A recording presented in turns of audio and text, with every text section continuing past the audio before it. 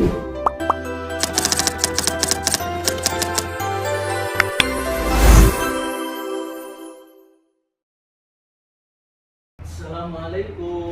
Waalaikumsalam warahmatullahi wabarakatuh. Gimana kabarnya semua, sehat? Sehat. Alhamdulillah. Sebelum pembelajaran dimulai, alangkah baiknya kita berdoa terlebih dahulu.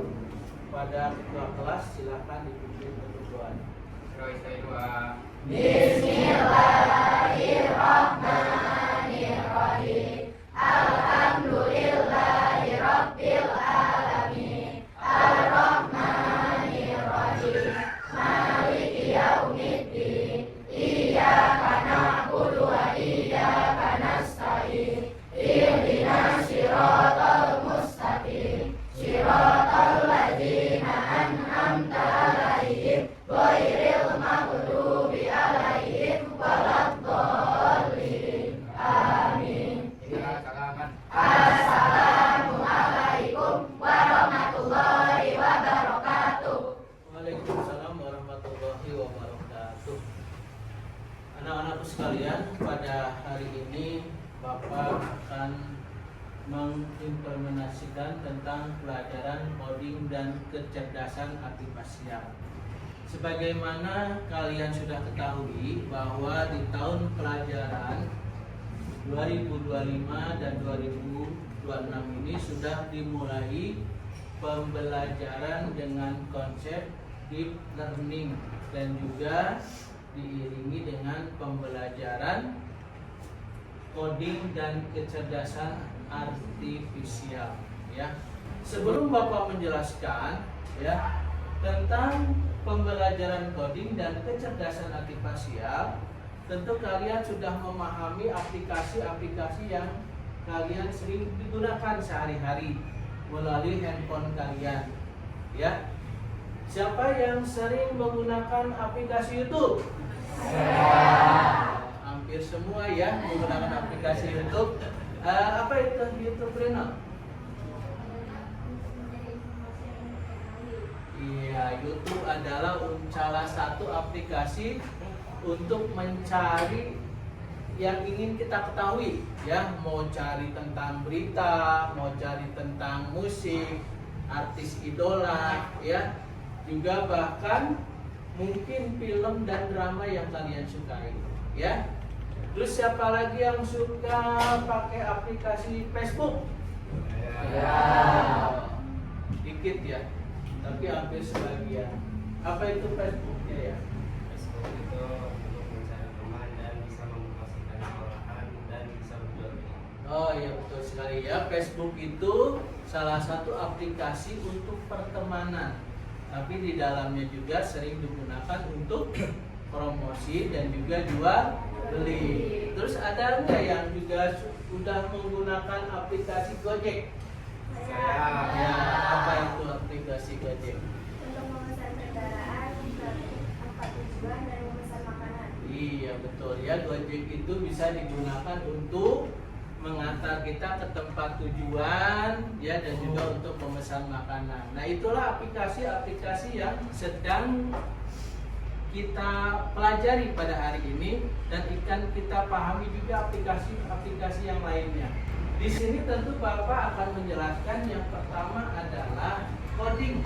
Apa sih itu pembelajaran coding? Pembelajaran coding adalah proses belajar yang berfokus pada kemampuan menulis instruksi untuk komputer agar dapat menjalankan perintah atau menyelesaikan masalah tertentu. Komputer itu termasuk di dalam handphone kamu juga termasuk komputer. Nah, tadi misalnya gini, kamu ya ingin memesan Gojek, ya, ingin menggunakan aplikasi Gojek karena kamu ingin ke tempat sesuatu atau kamu ingin belanja sesuatu. Nah, di situ kamu menggunakan aplikasi Gojek dan kamu menyuruh aplikasi tersebut untuk memanggil kendaraannya yang kamu butuhkan. Kamu mau mobil, apa mau motor, ya. Nah, itu adalah salah satu tentang coding, ya. Jadi kamu berfokus kepada kamunya. Kamunya memahami apa yang harus kamu tuliskan untuk memerintah aplikasi tersebut sesuai dengan keinginan kamu. Ya, itu namanya coding. Jadi coding itu adalah kamunya, orangnya. Ya, orangnya harus mempunyai kemampuan menulis logis agar komputer atau robot atau aplikasi bisa melakukan sesuatu sesuai dengan perintah kamu. Ya, kamu mau pesan misalnya chicken, ya, kamu tinggal pesan Grab, kamu ketik di situ, ya, pesanannya apa, nanti chicken datang ke, ya. Apalagi coba selain dari Grab itu yang biasa kamu gunakan untuk pesan makanan atau yang barang sesuatu? Kak, Apa? Shopee Food. Shopee Food. Terus apa lagi? Shopee Food apa lagi? GoFood, Maxim. Hah? Maxim. Maxim, ada lagi? Kamu pesan barang pakai apa biasanya? Shopee, apa lagi? Lazada, TikTok Shop. Nah, itu adalah aplikasi-aplikasi dari komputer milik robot, dan kamu menuliskan di situ, ya, perintah sesuai dengan keinginan kamu. Nah, intinya coding itu adalah kamu bisa memerintahkan komputer, aplikasi, ya, bisa mengikuti sesuatu sesuai dengan perintah kamu. Ya, nanti kita pelajari. Di sini juga kamu nanti bisa belajar membuat animasi seperti Scratch, permainan sederhana di Python, atau membuat tabel dan grafik di Excel. Ya, jadi kamu menyuruh aplikasi tersebut sesuai dengan perintah kamu membuat aplikasinya. Itu adalah pembelajaran coding, ya, dalam kehidupan sehari-hari seperti itu. Ya, nanti kita pahami tentang script dan juga membuat tabel dan grafik di Excel. Ya, kemudian yang berikutnya, kecerdasan artifisial. Ya, apa itu kecerdasan artifisial? Kecerdasan artifisial adalah kemampuan mesin atau sistem komputer untuk meniru cara berpikir, belajar seperti manusia, ya, meniru cara berpikirnya, belajar dan meniru perilaku seperti manusia, ya. Nah, itu coding. Nah, di sini coding itu adalah, ya, benda yang kamu buat, ya, bendanya yang kamu buat, kemudian atau aplikasi yang kamu buat, kemudian aplikasi itu bisa mengikuti arahan sesuai dengan keinginan kamu. Ya, nah, ini namanya kecerdasan artifisial atau disebut sekarang apa? AI, ya, AI. Nah, ini ya tadi dirancang untuk apa? Yang pertama untuk memahami konsep dasar AI. Jadi konsep dasar AI itu apa? Tadi sudah kita pelajari bahwa konsep dasar itu untuk kecerdasan artifisial ini istilahnya kamu bisa mampu membuat aplikasi minimal yang sederhana, ya, minimal yang sederhana sehingga kamu memahami, oh, konsep artifisial itu seperti itu, ya. Kemudian yang kedua, membangun berpikir komputasional. Jadi sudah Bapak jelaskan sama kamu bahwa di era globalisasi ini, di era digital ini, persaingan manusia itu sangat luar biasa, dan kamu harus berpikirnya itu komputasional. Jadi sudah digital berpikirnya, ya.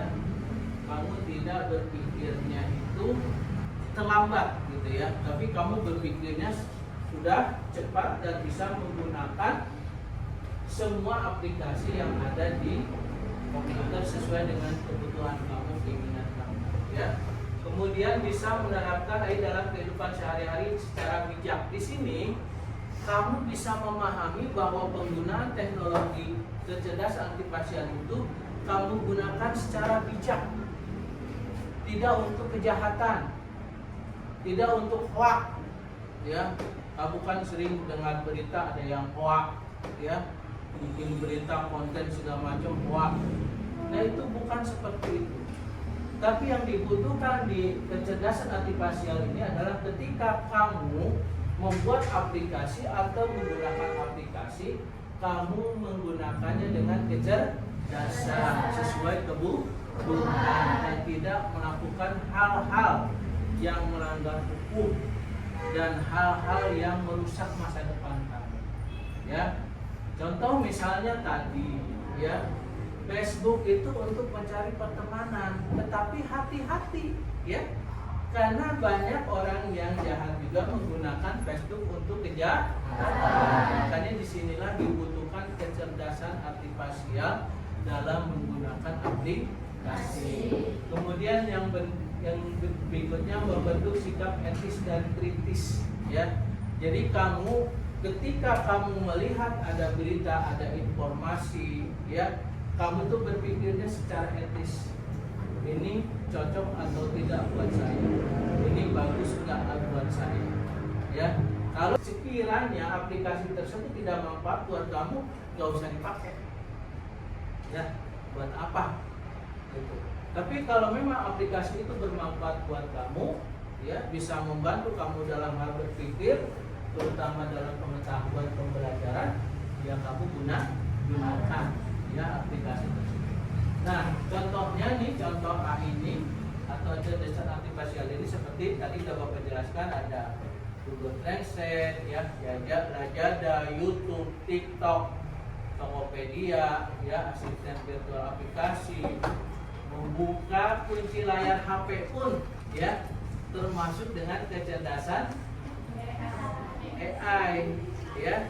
Coba kalau lupa gimana, ya. Nah itu jangan sampai lupa. Dan terakhir ojek online, ya. Ini adalah tentang kecerdasan artifisial. Selanjutnya, tujuan pembelajaran coding dan kecerdasan artifisial untuk apa sih? Ya.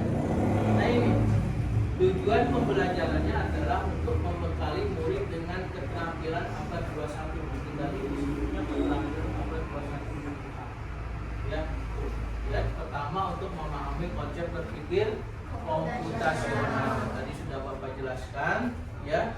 Jadi berpikirnya itu di era digital ini adalah kamu berpikirnya cepat, mengambil keputusan. Jangan leha-leha, apalagi sekarang banyak aplikasi-aplikasi yang bisa digunakan untuk membantu pembelajaran kamu, ya. Jadi jangan hanya pembelajaran itu kamu berpikirnya untuk senang-senang aja, ya. Alat digital itu kamu pakai untuk bersenang-senang aja, seperti main game aja. Padahal di dalamnya banyak informasi yang harus kamu ketahui, ya. Kemudian dasar-dasar pemrograman, yang minimal nanti kita bikin belajar membuat aplikasi yang sederhana, ya. Aplikasi yang sederhana dengan pembelajaran coding ini, terutama dalam pembelajaran matematika. Kemudian menerapkan algoritma dalam masalah nyata. Algoritma itu artinya membuat dari data itu dirubah sesuai dengan keinginan di dalam pembelajaran. Contoh misalnya data dirubah menjadi grafik, ya, atau tabel untuk disajikan, diberikan informasi kepada yang lain, gitu, ya. Kemudian mengembangkan kreativitas digital. Jadi handphone itu digunakan untuk kreativitas, ya, untuk berkreativitas. Jangan digunakan untuk hal-hal yang tidak berguna dan tidak bermanfaat, apalagi untuk hal-hal yang menyesatkan.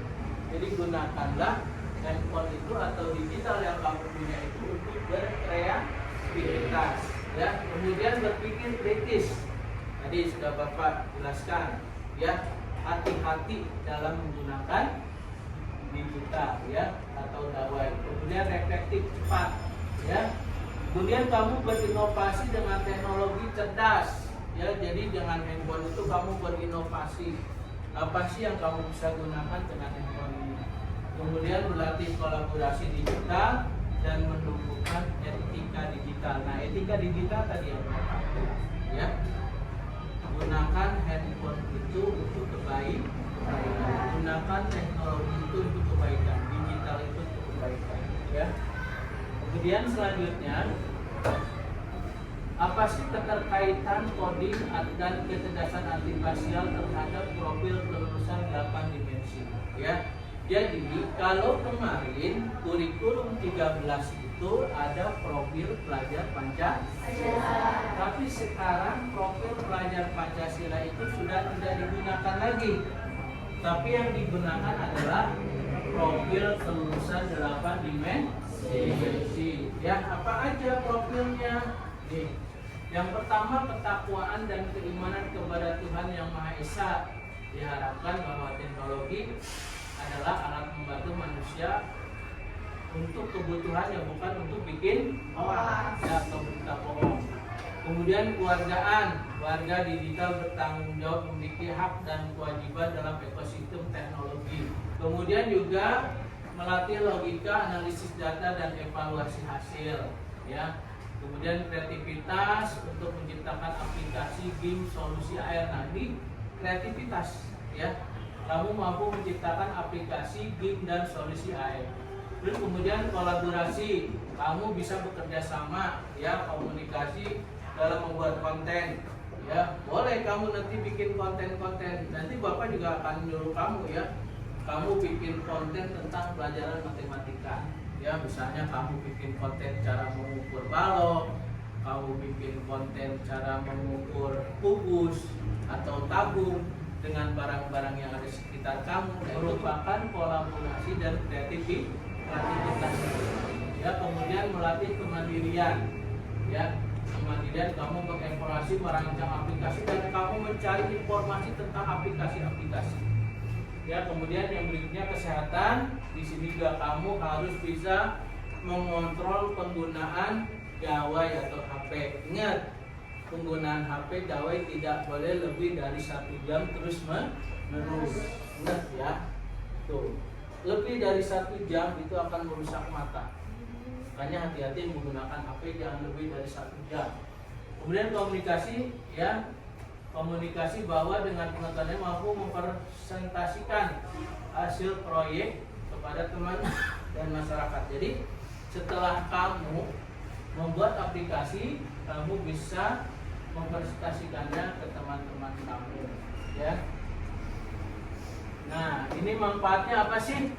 Belajar coding sama kecerdasan artifisial ini buat kamu, ya. Manfaatnya ini ada: satu, mengembangkan cara berpikir. Kemudian gimana tuh cara mengembangkan cara berpikirnya? Tadi, ya, berpikirnya positif thinking, jangan berpikiran negatif. Kemudian meningkatkan kreativitas, ya. Kamu membuat kreativitas dengan aplikasi yang ada. Bikin apa tadi? Contohnya konten, apalagi promosi barang boleh, promosi sekolah boleh. Kamu ya bikin konten promosi sekolah. Nanti akan ada lomba juga, insya Allah, konten promosi sekolah, ya, akan ada lomba. Kemudian melatih kemandirian dan rasa percaya diri. Kemudian kolaborasi, ya, mengasah kolaborasi dan komunikasi. Kemudian menyiapkan talenta masa depan, ya, buat kamu bersaing di dunia luar nanti, ya, dengan era teknologi yang luar biasa. Dan tadi mendukung profil lulusan 8 dimensi. Dan terima kasih, ya. Itulah pengantarnya, ya, tentang coding, pembelajaran coding dan pembelajaran aplikasian. Selanjutnya Bapak akan memberikan contoh. Bapak membuat sedikit nih, ya. Ini contoh yang Bapak bikin, ya, dari kecerdasan artifisial yang Bapak pelajari, ya. Ini contoh. Bapak kasih pengantar dulu, ya, stretch itu apa?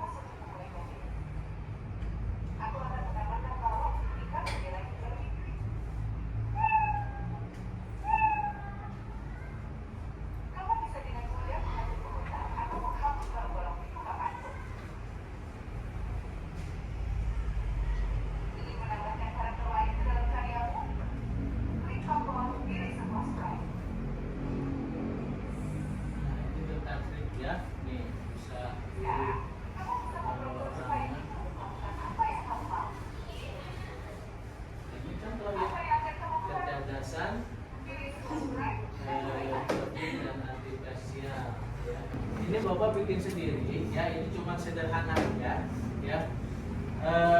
Penjumlahan bilangan bulat. Jadi kalau misalnya jawabannya betul, dia gembira ya, tapi kalau jawabannya salah, dia suntuk atau sedih ya. Ini contohnya yang Bapak bikin. Misalnya kamu mau main ya, kita mainkan ya. Nah, ini dia ngasih pertanyaan, 2 tambah 2 berapa? 4. Kalau kita tuliskan di sini 4, maka dia akan ceria. Nah, ini salah satu kita menggunakan ya aplikasi Scratch yang ada di komputer ya, yang ada di komputer. Coba kalau kita misalnya main lagi, 5 tambah 4 berapa? 9. Kita bikin salah ya, misalnya kita bikin salah 7, maka dia akan bersedih. Ya, ini adalah contoh sederhana ya. Nah, ini bisa kamu buat sendiri di rumah ya, aplikasi-aplikasi seperti ini dengan menggunakan Scratch ya. Nah, jadi kalau misalnya kita jawab benar, 5 tambah 5 10, kita tulis 10 dan klik ini, maka dia akan gembira ya, karena jawabannya benar.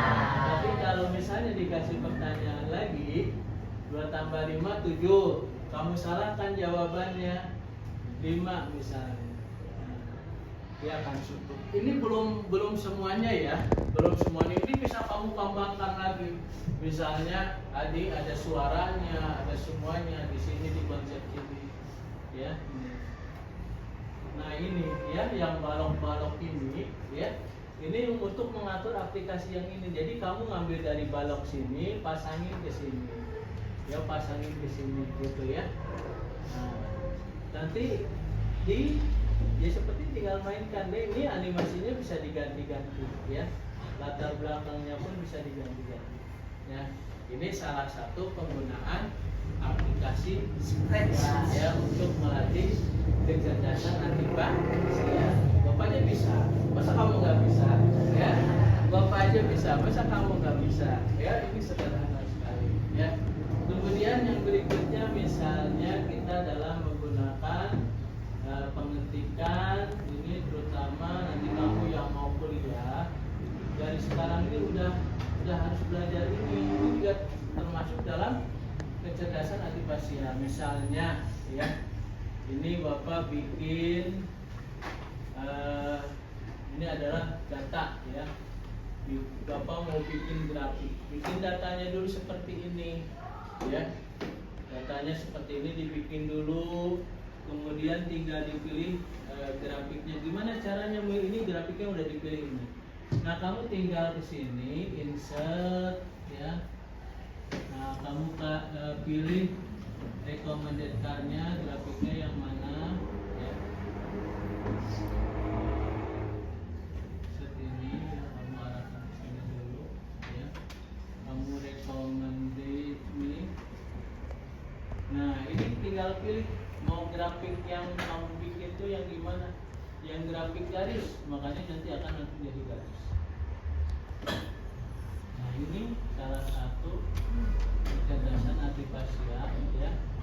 Dari data ini bisa dibikin grafik. Kamu harus bisa ini ya, harus bisa ini. Jadi jangan hanya main game aja sampai kapan?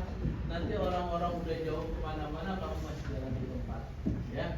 Mudah-mudahan ya, dengan pembelajaran penggambaran tentang pembelajaran coding dan antipasial pada hari ini bermanfaat buat kamu semua.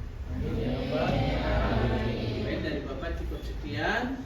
Apabila ada kata-kata yang kurang berkenan mohon dimaafkan. Sebelum keluar kita berdoa terlebih dahulu. Pada ketua kelas itu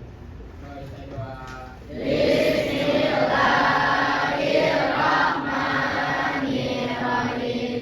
Subhanaka Allahumma wa bihamdika asyhadu an la ilaha illa anta astaghfiruka wa atubu ilaik. Kita selamat. Assalamualaikum